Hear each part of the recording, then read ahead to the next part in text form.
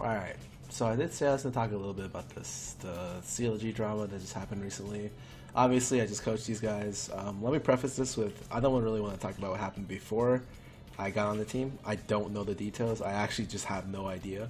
And all I have is like second-hand, third-hand sources about what happened.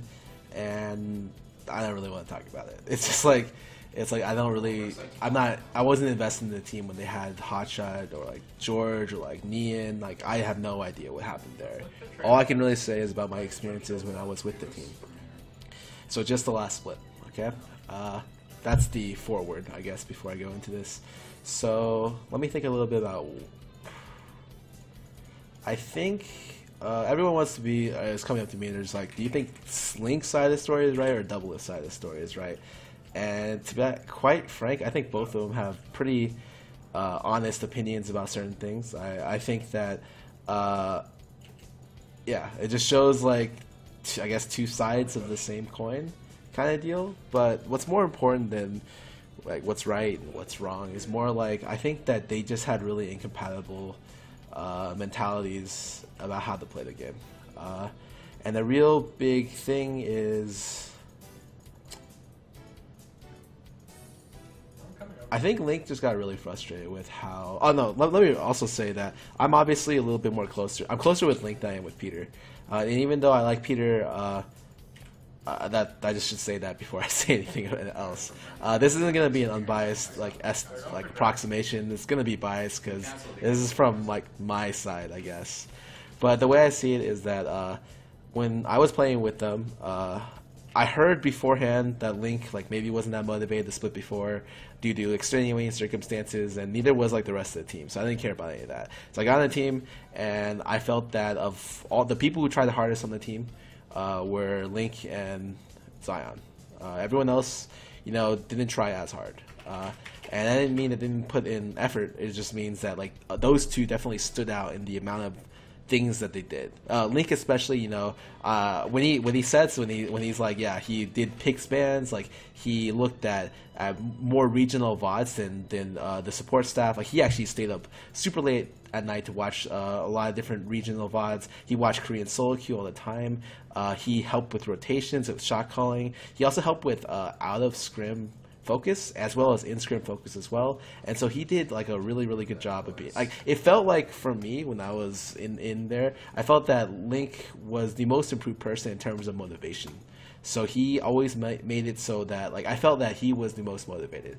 It may be pretty close with Zion, but I felt that he was the most motivated person, and I felt that he never really got that back. And a good example is so as you get more and more veteran into LCS and competitive League of Legends, it's really hard not to get a jaded opinion about stuff.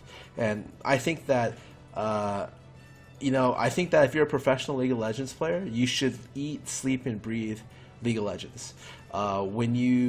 When you wake up in the morning, when you like go to sleep, you should be theory crafting. You should be like, oh my god. Like at dinner, you could be like, oh, what do you think about those games today, man? Those games didn't go too well, but what do you think about support Bard with Frozen Mallet? That seems broken. Like, I don't know. You should just be talking about League all the time. And it felt like maybe our in-scrim practice was fine, but out of scrims, only really like not many people were putting in as much effort as he was. You know, I think he was doing too much work, actually. A lot of it should have been shouldered by me, another part of the support staff, or other members of the team. What just ended up happening was that he put in a lot of work, and he probably felt that he didn't get a lot of it back. Because I remember specifically there were situations where every week, I think for like 9 weeks, he was like, or every other week, he was like, oh, okay, this is what people are playing in Korea. I think this is what's going to be strong next week. I want you guys to play these champions so that we can draft it. And since he's a drafter, he's looking out for new picks, right? He's like, I think these are good. Like, Urgot's starting to see meta pick. You see Vlad mid again, stuff like that. And no one really responded that well to those. Like, it just seemed like really secondary. Like, the only person who really took an interest was Zion. And I also took an interest as well. But for everyone else, it was just like, I don't know. It just seemed that a lot of people separated work and play, I guess. So it's like, oh, this is scrim time. This is very specific. And afterwards, it was like out-of-game stuff that I felt that I don't know. It is like when I'm a player on a team, I really want there to be. I want everyone to be like to try really hard, like to be super motivated. And if it just felt like that wasn't the case last split, like everyone talked big, right? Like, and I talked big too. Like, I want to go to Worlds. Do I feel like I put in the effort to warrant that? I think probably not. Or if I did, it was in the wrong resources, you know. And I think the same is for the other teams. I feel like everyone has passion, but how they channel the passion into like actually motivating themselves to do stuff, I feel like didn't really happen. No. And I think that was really, really bad for Link, because it's like, okay, if he's putting in this much effort, and and he links it back to a lot of what C9 does. Like C9, they just talk about the game all the time, right? And CLG, it feels like once we finish scrims, like no one really talks about the game. It's like we talk about the game before scrims, after scrims, and then we're done. Like it's all like free time, but no one really. It's not like you're like really invested into talking and like immersing yourself in League all the time. And I think I really just ended up getting to him. Like he started to play worse because of it, and I don't know. He just wasn't motivated because no one else seemed like he was as motivated, right? Yeah, so this is just from my perspective of things. And on the opposite hand, we have Peter. I think Peter is someone who, during scrims, is actually pretty serious. Like he cares the most about draft. Even though he says he doesn't care about what champion you play, he cares like more than anyone else. He has a really, really straightforward way of how he wants to draft, and he's probably the best 1v2 AD carry at controlling the jungle I've ever seen. Guy's unreal at doing that. But his mentality, I feel like, was different. Like it felt like whereas Link wanted people to be more like motivated, and maybe the coaching staff to be like push the people to be more self-motivated, he wanted the coaching staff or to step up and end up doing a lot of other things. Like for instance, I feel that for I will say though, I don't think I was like an excellent coach. I don't think I'm a great coach, and I don't think there is a great coach in the Western scene, or at least in NA. Like there's just like pretty good coaches, and that's it. And I feel like I probably ran into like the middle of the pack / maybe 4th place as a coach. But even if you're like 1st or 2nd, I don't think you're like super good. But because coaching is so new, it's really hard to be like in other sports. Coaches do anything from like could do a lot of different things, right? But it's really hard for me.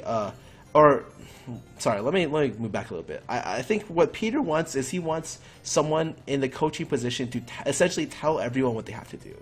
Not only like in the middle of the scrims, they should find ways to motivate players to play. They tell players specifically what to play. They work rotations. They do all analyst work. They do in scrim stuff, out of scrim stuff, replay direction, stats. You know, essentially, he wants to be microed as a robot, and the support staff to essentially cover everything else. And I felt that was almost impossible. And it's not that I did a good job of doing coaching, but I just felt like what he expects from a coach is like really, really crazy. I feel like he expects like a coach to be like the person who motivates the players to play, to tell them what to do in their off time, to tell them to talk about more league-related things. And I think that it's really hard for a coach to do that, you know, especially in a crowd where it's like, yeah, I'd like to push people to be more motivated, but it's just hard sometimes. I don't know. And I fully think that I deserve like a little bit of the blame, if not a lot of the blame, for what happened this split. Right? I wasn't able to find the identity, wasn't able to transition it fast enough. But even with that being said, I feel like it's really easy to shift the responsibility onto others, and I think that Peter does that a lot. You know, he shifts the responsibility onto the coaching staff to do a lot of different things, and I think that, you know, in a perfect world, maybe that might be the case. But right now, coaching in the just coaching in esports in general isn't fleshed out enough to be able to do that,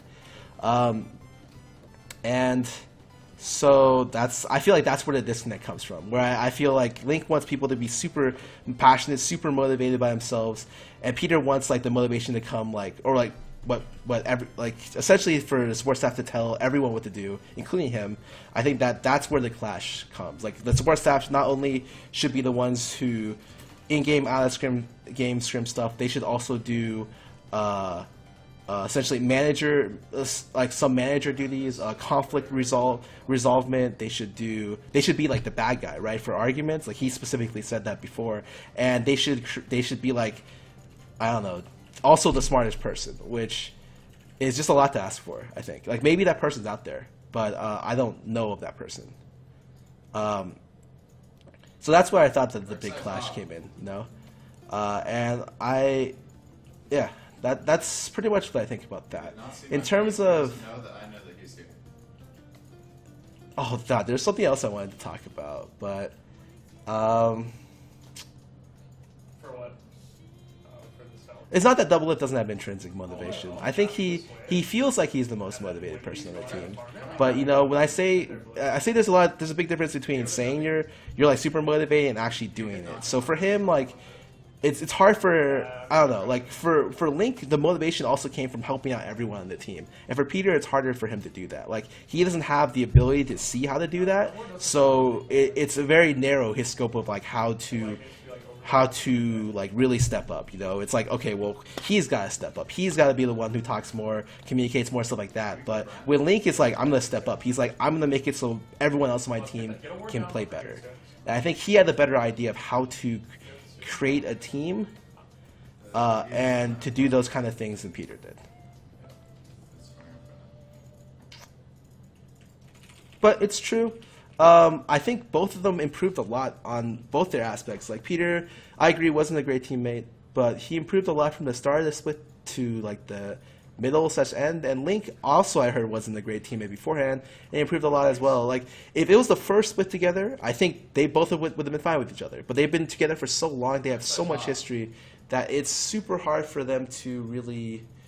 I don't think it's possible for them to be together. Like I think when I started the team, I was just like, these guys are like, this is like super strange for them to play together.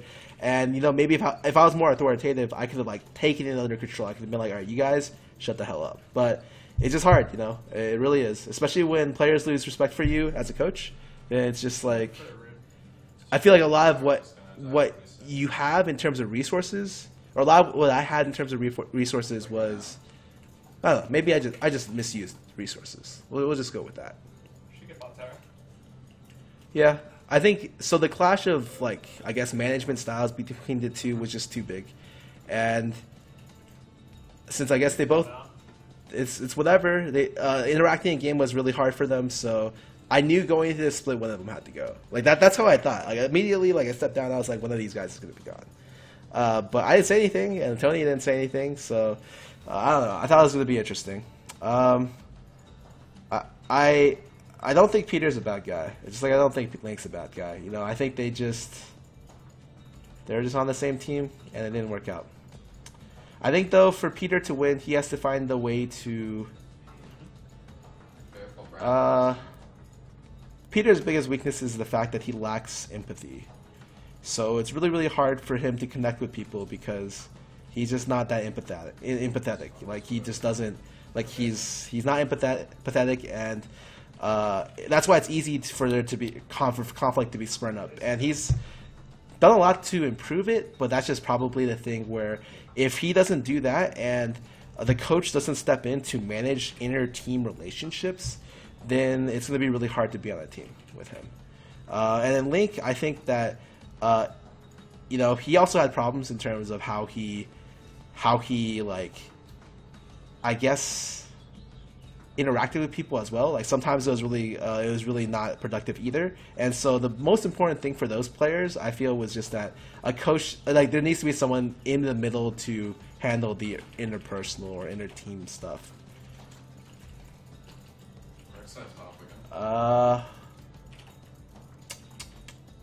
There's something I really wanted to talk about actually, but do I have time? No, I think both of them needed the same type of coach. I just don't think I was that. Like, I'm not that authoritative. Like, give me 50 push-ups, and I'll shit down your throat. I can't. I don't know, man. It's just really weird. Like, you can be authoritative without doing that, but I feel like that's what they wanted, or that's what I wasn't able to provide. You know. Let me think. What time do I have? I'm a slow push bot. Okay. let me think about this then. So Are you okay, Aaron? something that was coaches in general. So this is what I thought that was weird. I spent a lot of time in the past couple of days thinking about coaches and thinking about learning. So one of the big things is that coaches are. So top 6. I looked at coaching for other sports. I've only scratched the surface, you know, but I mean, even here's a good example. So here's a book. Some of you may know this guy. His name is Coach K. And it's essentially a book called Leading with the Heart. And I got recommended this book because I was like, dude, is every coaching style authoritative? And I got recommended from my sports psychologist when I was at CLG. No, you should read this book and figure out how he does it. And I read it and I'm just like it's open, this just shows that like I've tried other methods, you know, like I've tried to expand my knowledge in terms of coaching by quite a bit. Coach K is, by the way, I think he's like the Duke college basketball coach, and I think he's won this year. Like I think that guy, from what I heard, this guy's a god. Like everything I hear about this guy is like the best coach ever in college basketball. But that's irrelevant. Anyways, so I was thinking about coaching and how coaching has an impact on individuals, I would say. Or just the sport in general. So let's look at coaching from a soccer perspective. I read a lot of Reddit comments about this today. So in soccer, there's 11 players, but the coach is like the most important player possible. Like the coach / manager is the most important player in football by far. You know, you get all the blame and all the rewards are pretty much essentially at the coach. Like the coach decides like what the team runs, like how to use everything. And since there's 11 players on the field, like it's more important that everyone's like a cohesive unit than like individual talent really shines. Okay, that's the way I see football, at least, or soccer, whatever. I don't care what you call it. And a lot of and then so let's move on from that. So let's go to the NBA. So I come from Houston, right? So when I grew up, Yao Ming just started getting popular. And I grew up when Houston won back-to-back championships. I think 1994 or something like that. So we were one of my family gatherings or one of my family get-togethers was just watching the Houston Rockets. Everyone on my team was a huge Houston Rockets fan, especially after they picked up Yao Ming. So when I researched a lot about the NBA, I found out that maybe the coaches, like for that, the relative importance of a coach is like iffy. I still think coaches are really, really important in NBA, but I remember even hearing the general manager of the Houston Rockets being like, I think the only way to win a championship title in the NBA is to have a superstar player, an all-star player, and that's where we are going to put our full efforts into obtaining this all-star player so we can win. Like that was literally like paraphrased how he described the victory or the win condition for his team to win the NBA. And with only 5 people on the court, like I think that individual talent, especially in NBA, maybe matters a little bit more. And especially with being unable to like substitute players, you know, and in league, I feel like, yeah, maybe basketball is more related to league, but individual talent is like super good as well. Like maybe for coaching, it's really hard for me to determine the impact of a coach outside of it's big, but I feel like coaches are both underestimated and overestimated.